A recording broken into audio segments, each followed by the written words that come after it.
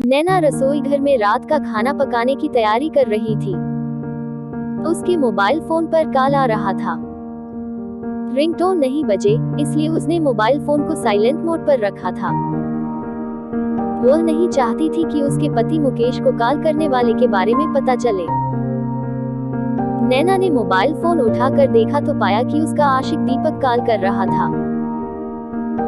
हालांकि वह अभी उसे कुछ दिन तक कॉल करने से मना कर चुकी थी, फिर भी उसका बार बार कॉल आ रहा था।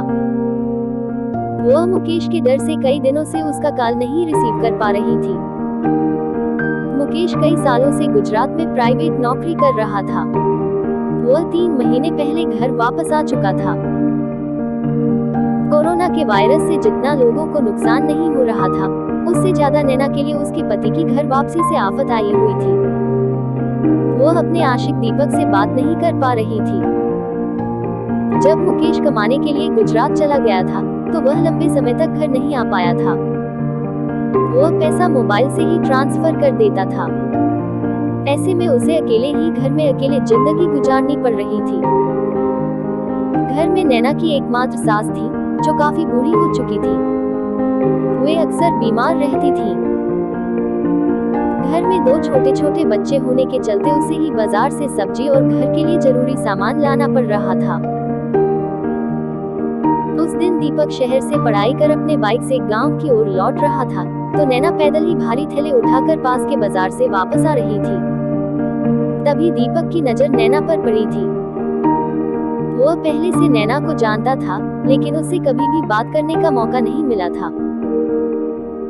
नैना को देखते ही दीपक पहचान गया था, इसलिए वह बड़े प्यार से बोला था, भाभी जी, आइए बैठ जाए। अभी ऑटो रिक्शा नहीं मिल पाएगा। वैसे आप मुकेश भाई साहब की घरवाली हो ना? हाँ, नैना सिर्फ इतना ही बोल पाई थी। वह दीपक के बारे में नहीं जानती थी, लेकिन उसे अंदाजा था कि इस रास्ते पर जाने वाला कोई न कोई उसके गांव का ही होगा, क्योंकि दीपक ने बार हालचाल के बहाने नैना से बातचीत शुरू की और कुछ दिन में ही हंसी मजाक पर भी उतर आया था। धीरे धीरे मोबाइल फोन से बातचीत होने के चलते उन दोनों में खुलकर बातें होने लगी थी।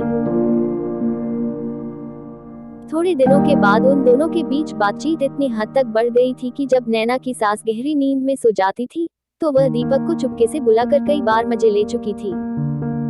अब वह दीपक के बगैर नहीं रह पा रही थी। लेकिन कोरोना काल के दौरान नैना का पति मुकेश काम छोड़कर घर वापस आ गया था।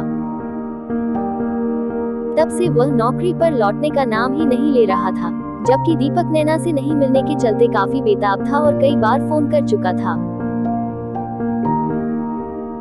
अभी नैना रसोई घर में खाना बनाने की तैयारी कर रही थी और मुकेश अपने कमरे में टेलीविजन पर पुराना क्रिकेट मैच शो देखने में बिजी था, इसलिए उसे दीपक का कॉल उठाने में ज्यादा परेशानी नहीं हुई थी।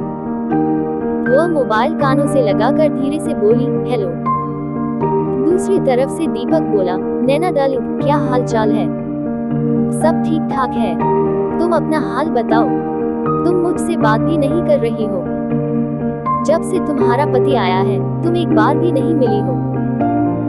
कब तक तुम्हारा पति घर पर कुंडली मारकर बैठा रहेगा? मैं तुमसे मिलने के लिए बेचैन हो रहा हूँ। अब मेरा मन नहीं मान रहा है। मैं तुम्हारे सुंदर हुस्न का दीदार करना चाहता हूँ। तुम मिलने का कोई इंतजाम करो, वरना मैं तुम्हारे घर पहुँच जाऊंगा। ऐसा बिल्कुल भी मत करना, वरना हम दोनों कहीं के नहीं रहेंगे। मेरी बात ध्यान से सुनो। मैं दिन के लिए अपने पति को कहीं भेजने का उपाय सोचती हूँ, फिर तुम्हें बुला लूंगी। तब सारे अरमान पूरे कर लेना। नैना ने इतना कहकर फोन काट दिया। नैना का शातिर दिमाग काम नहीं कर पा रहा था कि आखिर वह अपने पति को कहां भेजे। उसे कोई तरकीब नजर नहीं आ रही थी। आज जब नैना बिस्तर पर सोने गई,